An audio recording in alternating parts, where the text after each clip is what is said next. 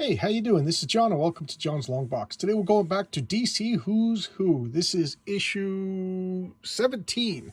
Okay, this looks like the ends over here, and it ends in N, O, and P, I guess. Look at this cover. Look, I said that George Perez is, there's his signature right there. George Perez is just a master. Look how cool Nucleon looks. Oh, God, I hate that name, Nucleon, but look how cool he looks. Nightwing. This is a George Perez design. I don't know. I like it because I'm nostalgic for it, but I gotta admit it's not the greatest. They call it the disco. There's Northwind. This costume always looks so bad, but it looks so cool drawn by George Perez. I don't know where that dog is. The penguin. I don't know. I have mixed feelings about the penguin. There's Obsidian. Oh, how cool is Obsidian? That looks amazing. Look at that Nightshade over there. Again, their names are on that list, so I'm not going to say them all. There's Omak. I just did a showcase about Omak. I don't know who that is. She looks cool. That looks really cool. All right, let's take a look. Let's open it up. Oh, just glorious. George Perez artwork. Let's first we'll look at the credits. I always like to look at the names of the people. Batmite. Oh, wow, Batmite wrote a letter. I just like to see if I recognize the names. Here you go. Here's the credits. Here's the indicia. 1986. Okay? 1986. And here we have Deadly Nightshade. Okay, she I'm trying not to say okay all the time. She debuted in the original Charlton Captain Atom comics. And she was in a Charlton character that was brought over. Cindy Martin and Jerome Stein, excellent. She was brought over to DC when DC purchased all the Charlton characters. Fun fact: the Silk Spectre from Watchmen, it was based on her. Don't know much about her. Other than that, Night Slayer. Jeez, I say simple and elegant. You can't get more simple and elegant than that. Look at that arm. It looks weird. Who drew this? Gene Colan and Bob Smith. I should have guessed it. This looked like Gene Colan, but this didn't look like Gene Colan to me. So I guess Bob Smith, I don't know, is not the best inker for Gene Colan. I don't know anything about this character. It looks like a Batman villain. I don't know anything about him. Here's Nightwing, George Perez. I don't even need to look at the credits, but just the proof. Yeah, look at that. That's the, they call it the disco outfit. What would Detective Comics 327 as Nightwing. Oh, as first appearance. Oh yeah, the 327. Wow, that late? It took that late to debut? No, really? Okay, I don't know. What do I know? So 100 issues into Batman. Okay, that makes sense. 100 issues, 5 years. Okay, that makes sense. What do you want me to say about Nightwing? Other than he was originally Robin, became Nightwing. That was his costume. This debuted in the Teen Titans. I've been listening to a lot of Chuck Dixon on his Wednesday. He always asks Chuck Dixon. He does a video on YouTube on his channel, Chuck Dixon, or Ask Chuck Dixon. And he said, for the longest time, like DC has like little fiefdoms. And the Batman fiefdom kind of got rid of Robin and let him be in like a Teen Titans like little fiefdom for a while. And they never crossed. And then so the Teen Titans became like the prime place to change and update the status quo on Robin. That's where he became Nightwing with the costume and everything like that. And it wasn't for a while before Dick Grayson was brought back into the Batman fold. So I don't know, kind of interesting that there was a little period where Marv Wolfman and George Perez were the absolute editorial masters of all things Dick Grayson. Pretty cool. DC was weird like that. I don't know if it's still weird like that. Here we got Nightwing and Flamebird. Superman 156. So this was if you ask me, this was Superman and Bruce Wayne were trapped in the bottle city of Kandor, and they adopted the identity of Nightwing and Flamebird for a while. And then there became like a real Nightwing and Flamebird. I don't have any comics featuring these characters, so I don't know if what I'm saying is the truth or not. And I'm not going to sit here and read the comic to everybody, but this is the kind of hokey stuff that I hated about DC as a kid. But now I kind of think it's charming. I kind of like it. Nimbus. What is that? Hawkman? No, no. This is one of the Omega Men, right? No, Nimbus, Freedom Fighters, Angel of Mercy, Freedom Fighter Guard. All right, well, there's One of these race is in Omega Men, if I remember correctly. Sean McManus. I don't know anything about this character. I thought it was somebody else, but that's kind of cool and spooky. Like a ghost. Nocturna. There's the one I was wondering who that was. Oh, Romance for Batman or Batman villain. What's it? Natalia Knight. Tom Mandrake does the art. There, I could see that. I don't know. Bring her back. That's a great name, Nocturna, and that's a great look. I don't know anything about her. You guys can inform me, but she's cool looking. And here's Northwind by Jerry Ordway and Mike Macklin. All-Star Squad 125.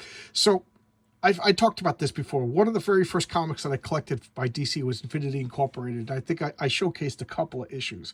I'm going to come back and showcase a few more in the near future. But he was one of my least favorites. Why? Because this design is really bad. Get rid of that mohawk. I don't know. I don't like that. The costume is kind of cool, except for the face mask and the mohawk. That's what really made me... That and the fact that they never really developed the character. But what is he?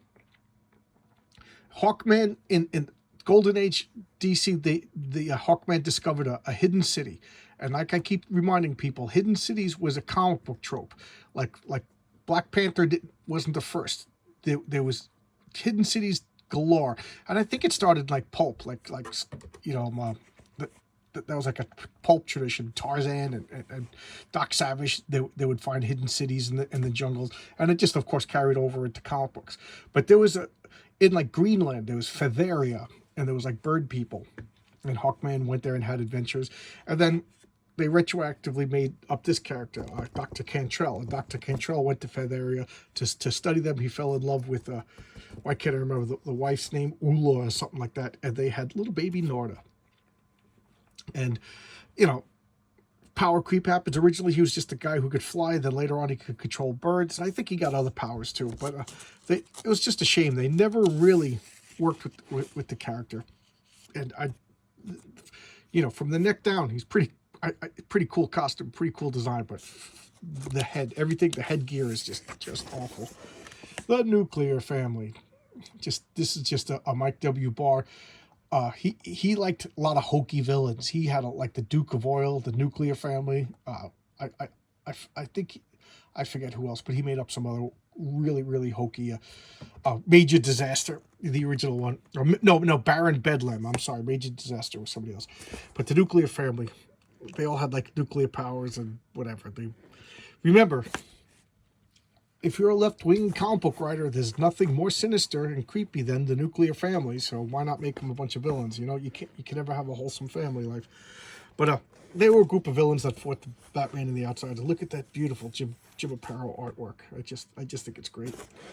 Nucleon. Horrible name. Oh my God, that name is almost physically painful for me to say. Oh, Jim Aparo, yeah. And this is, again, Jerry Ordway, Mike Macklin, from Infinity Incorporated. He is the godson of the original Atom and the grandson of the original Cyclotron. And the original Cyclotron was a villain who fought the Atom, and he had radioactive powers, but he became a villain against his will. He was like forced to do it by the Ultra Humanite, who I consider a genuinely scary villain. There's something about the Ultra Humanite that scares the crap out of me. I really do. He's like, if DC ever makes a horror movie, they got to put the Ultra Humanite in. It would scare the crap out of the average fan goer. But anyway, he made I forget his name. Rothstein was the original Cyclotron, but he ended up getting radioactive nuclear powers, and then he passed it on in his genes to his grandson, and he died. He died from his own power, like gave him cancer, but his radioactive emanations irradiated Al Pratt, who already was the Atom, and then the Atom got superpowers, and then he, you know, kind of felt responsible for Rothstein for dying because he didn't save him, and there he goes. So that's how they're related. They're not really related. He's just like, you know, his ward, I guess, is the better word. Now, he was a shrimpy little kid, but once he hit puberty, he didn't stop growing. He's like 7 feet tall. And this is just an awesome costume. From here down, that is awesome. Then you have that stupid mohawk, and that name, oh my God, is physically painful. But this costume is awesome. So because of that, I've always liked him, and I always liked that he was a good-natured, like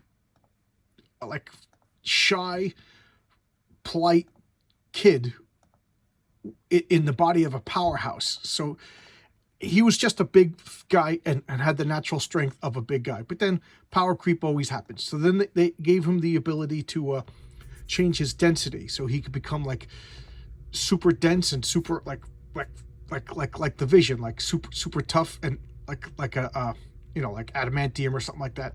So bullets could bounce off him, and then he would get stronger as he got denser, and he could also become like ghost-like, so he could pass through walls. Pretty cool. And then he grew the ability to get taller. So just imagine what a powerhouse he is. Just a powerhouse. And then they changed his name and costume to Atom Smasher. So if you've seen the Black Adam movie, Atom Smasher started out as Nucleon. Yeah, Albert Julian Rothstein. I always have a soft spot for that character. And okay, you're gonna catch me talking about Obsidian now. And let's see, Jerry Ordway and Mike McLaughlin. Another character from Infinity Incorporated. He's Obsidian. He has darkness powers. So let's just talk about his powers.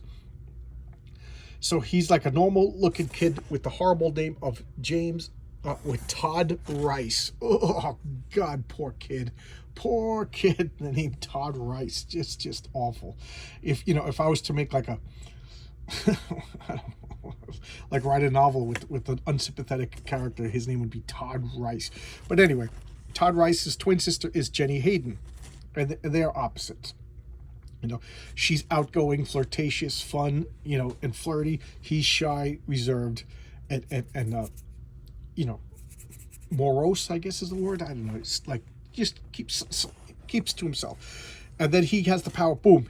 All of his flesh will turn like black, like not like black, like a color, like an absence of color. Like his skin will absorb all light, so that he's just pure, featureless, reflectiveless black. So he looks like a living black hole. And then he has this like blue costume that he wears.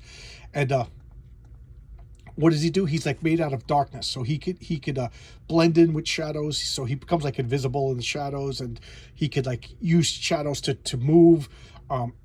He could like stretch like a shadow, go under doors and everything. It's pretty cool. And then he didn't realize it, but he's also bulletproof when in that form. Like, it was actually pretty cool. A guy like shot him, and he like, no, screamed. He's like, I'm bulletproof. Because what are you going to do? You're going to test out to see if you're bulletproof? I thought that was realistic. So he has the darkness powers. She has the light powers. It's like DC's Cloak and Dagger. Now, here's their father is Alan Scott, the original Green Lantern. And he was always shy and reserved. So he never really had a personality. His personality was lack of personality, and it kind of fit what they were going for. She was fun. Everybody liked her. He was sullen. That's the word I was thinking of, not morose. He was sullen and reserved. So that was his identity. Then there was a comic called Manhunter that came out, in the 90s. And I liked that series. It was a female lead man, and he became like a supporting character. And Manhunter, I forget her superhero identity name, but she had like a barbecue, and he showed up with his boyfriend. There was no outrage. There was nothing. Why? Because he didn't have any story. So to me, it was just kind of like natural. Like, okay, that's why he wasn't, because he showed him awkward around girls and everything like that. He never really had a date. And it just he just showed up already in a relationship with the guy. And the world didn't end. Nobody really complained. So he became officially DC's first out gay character. Okay? And again, people accepted it. Why? Because it felt natural. It felt natural because he didn't have an established backstory. He had a lack of a backstory, so it kind of like, oh, okay. It was like, you didn't take a Lego piece off and jam another Lego piece on. You just added a Lego piece, and it just snapped right in. If that analogy may make sense, so or explanation, whatever the hell I just did. But anyway, people liked him, and then DC did the New 52, and they rebooted everything, and they made his father, Alan Scott, openly gay, and got rid of Obsidian. Like is he still around in comic books to this day? I don't know. I haven't seen him. So I just love the logic of that. DC wanted, in the name of mod diversity, they took a straight character, transformed him gay, and then erased their first beloved openly gay character. All in the name of diversity. Makes no freaking sense. There you go. What do you want me to say? Anybody wonders why DC sales are in the toilet? Ocean Master. Who drew this? Greg Hamilton. I never would have guessed that in a million years. All I know is he's one of Aquaman's more interesting villains. Ocean Master. Just a cool costume. What's his name? Orm Curry Marcus. So this is Aquaman's brother, or half brother, and they're always fighting over the King of Atlantis title, the Olympian gods. This has got to be George Perez and Dick Giordano. I kind of like their interpretation of the Olympian gods. They're not what I would do. I love mythology. I love Norse mythology. I love Greek mythology. I love all mythologies, but I know Norse and Greek the best. Why? Because when I was a kid, that's what was in my school library. You know, they didn't really have Mayan mythology in my school library. If they did, I probably would have went berserk for that too. But anyway, I just like all the blonde hair and everything like that. They're Mediterranean. They should have, like, I don't know, darker hair. But what do I know? And Aphrodite is from the sea. So I always picture her with like dark black hair and like green eyes like the sea, or you know, maybe blue or whatever. Okay, here's Omak. I just did a showcase on Omak a couple of days ago. It's Jack Kirby and Greg Thiessen. I'm gonna come back to Omak because I just find it to be very interesting. So I'm gonna probably do like issue 5 or something like that. So I just talked about him. One-man army corps. He was Buddy Blank, a guy who was just like selected without even like against his will, and then Brother I just like shot basically nanites before the word nanites was even invented, and rebuilt him molecule by molecule. So he's this like super powerful being that just goes out and like does the bidding of you know, the world government, you know, and solves crimes, you know, of corruption. So pretty interesting to me. The character of Omak is pretty cool, whatever, but it's the world that Omak inhabits that to me is the brilliance. You know, just so many philosophical concepts and ideas that I've seen in this comic, and I think I'm only up to issue 6. The Omega Man. I talk about the Omega Man all the time. Let's get the Sean McManus. Okay, let's pull back. Okay, the Omega Man. I've talked about the Omega Man millions of times. Here's a group shot of all of them. Let's look at the Orion. All right, I'm just going quick. Because you see, there's Nimbus. So he was in the Omega Man. I wasn't going crazy. Well, I am going crazy, but that's a different reason. I'm surprised I like the Omega Man, given that as a kid, I didn't like you know, you put your chocolate in my peanut butter. You put your peanut butter in my chocolate. I was definitely like, keep your science fiction out of my superheroes. Keep your superheroes out of my science fiction. And I said this a million times in the recent videos. Maybe people are getting tired of hearing it. But to me, comic books were for superheroes. Science fiction was for movies and TV. So I didn't really get that many science fiction comics. But Omega Man I got because they had a connection to the new Teen Titans. Like, you know, this solar system of Vega, that they were like freedom fighters in Vega, was the same solar system where Coriander, Starfire, was from. Matter of fact, that's her brother Ryander. So there was a lot of like ties in, and the Teen Titans would go to this system to help them fight once in a while. The original comics were written by Marv Wolfman. So, you know, again, there was some connective tissue between the two comics. So I got it, but it was really good.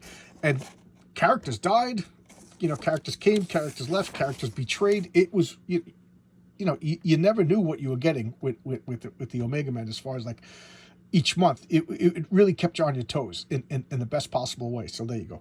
Nyx, Jerome Moore, and Elder. I don't know anything about this character. It's a cool name though. Cool design. I kind of like it. It looks like a George Perez design. It looks like one of George Perez's better designs, but it has nothing to do with George Perez. Just a cool looking design. Oh, excuse me. I like it a lot, but I don't know anything about the character. So here's Orion, one of the new gods. This is a Jack Kirby creation. Darkseid is his father.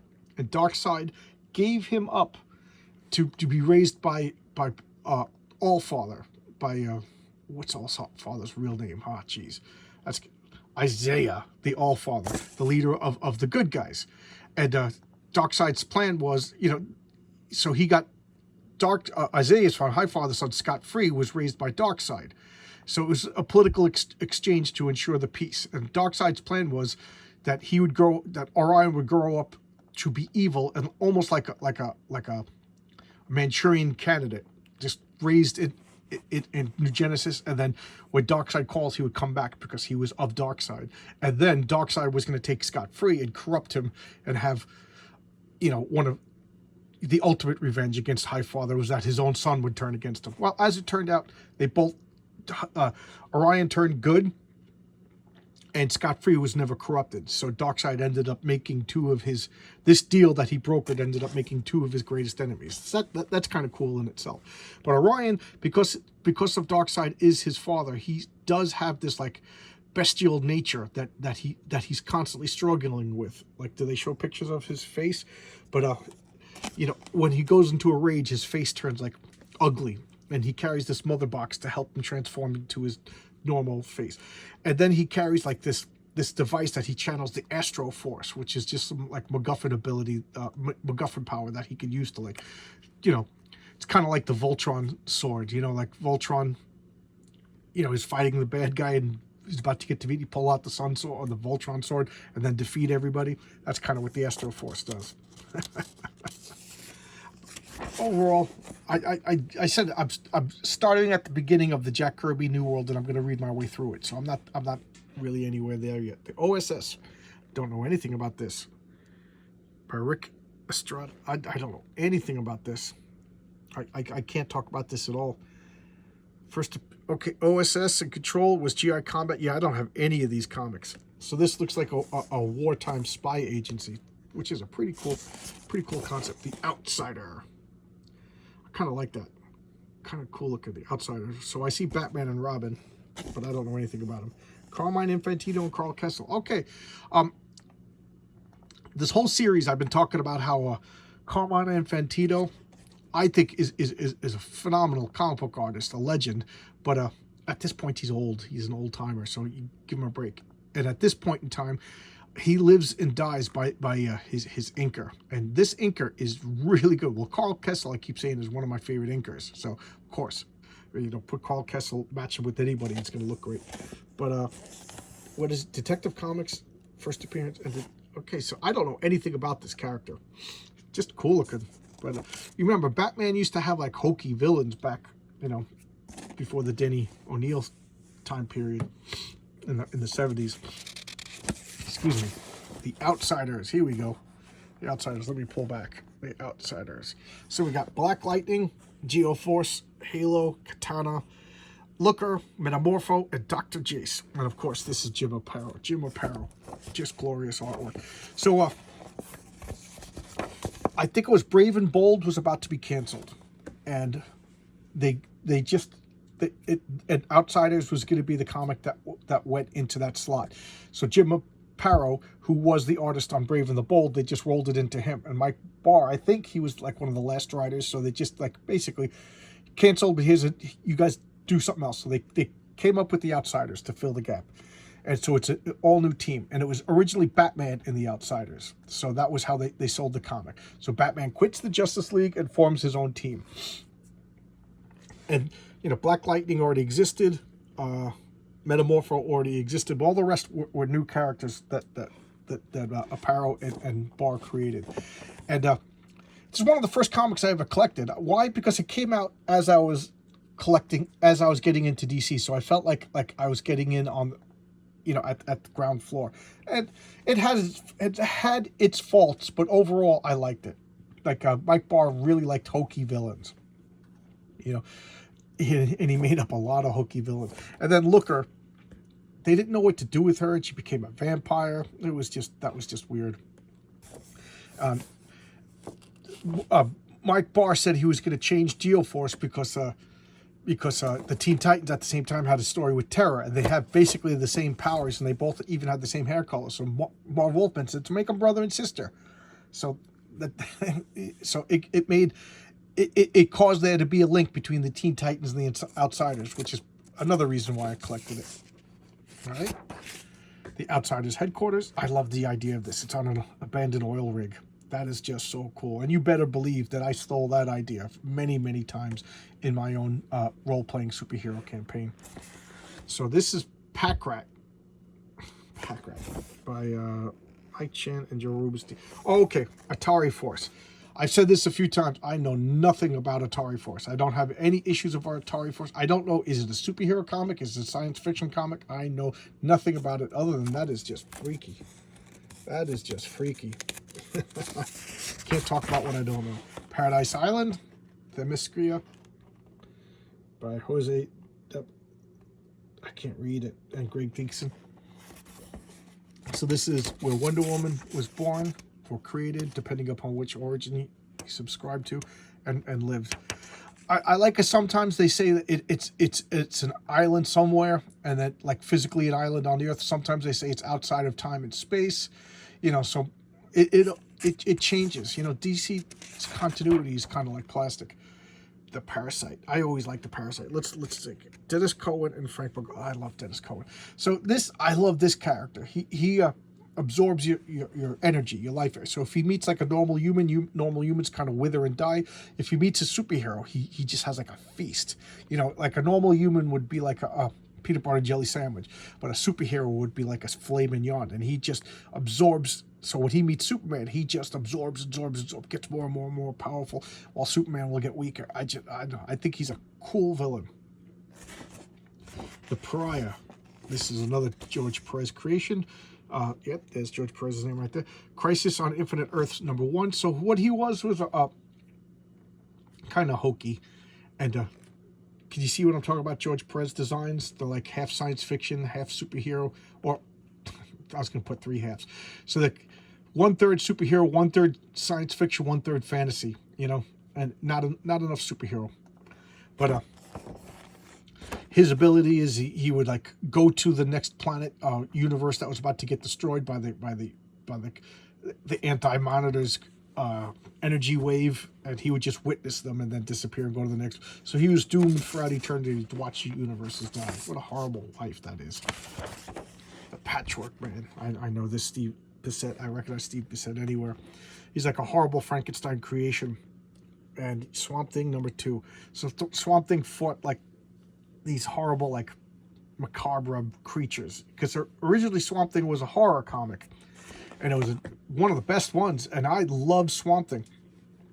Now, Swamp Thing was one of the rare comics that I almost have every appearance of Swamp Thing. I'm one of my favorite comic book characters of all time, Swamp Thing, and I've noticed that. All right, I got excited. I'm jumping around. Let me focus, Johnny, focus. So, Swamp Thing was created by Len Wein and Bernie Wrightson, and it lasted 22 issues or 24 issues. I forget exactly what. And then it got canceled, and a couple of years later, they brought it back as the Saga of the Swamp Thing with Martin Pascoe, and I forget the artist. And then issue 19, Alan Moore took over, and that's when I found out about Swamp Thing. Everybody was talking about the Swamp Thing, Alan Moore taking over the Swamp Thing, and what's his name? The Watchmen was coming out, so that it was just like, oh well, I was into the Swamp Thing first, so it became like a pretentious thing. So I was working at a comic book store at the time. I gathered up all of the Swamp Thing comics from issue #1 of the first series, and I just told the owner, don't pay me for a while, let me work this off. So we came out with a deal, and so I got them all at one shot, and then I continued collecting Swamp Things. I think it was around, I don't know, maybe 35 or so when I started collecting of the Saga of Swamp Thing. So there's my history with Swamp Thing. So I know, I love this character, and I did it because I was like, oh, the Watchmen's big and important. I got to know everything about Alan Moore. I got to know more than the next guy. That's the I think a lot of people are like that. Like, I'm not the only one, and I was also a kid at the time. Anyway, long story short, it was originally a horror comic, and it evolved into like a superhero science fiction comic. It's just one of the things, I think something about the character of Swamp Thing brings out the best in all of the writers. There was very even the low points of Swamp Thing weren't really that low, and the high points were glorious. And as I was going to say before I said I'm getting too excited, I'm noticing that there's like a big anti-Alan Moore thing going on lately. Let me put it this way. My opinion, I love Alan Moore. I love his writing. Always loved his writing. The man, I don't know. The man is kind of a weird person. You know, if he would sit at my table, I don't know. Would we get along? Don't know. I think we would. I think Alan Moore likes to say things to shock people, and then I think he'll turn around and like wink. I'm just saying I don't know, because I'm extending a lot of credit because I really like his comics. I also know that he's a spoiled curmudgeon too, so there's, you know, whatever.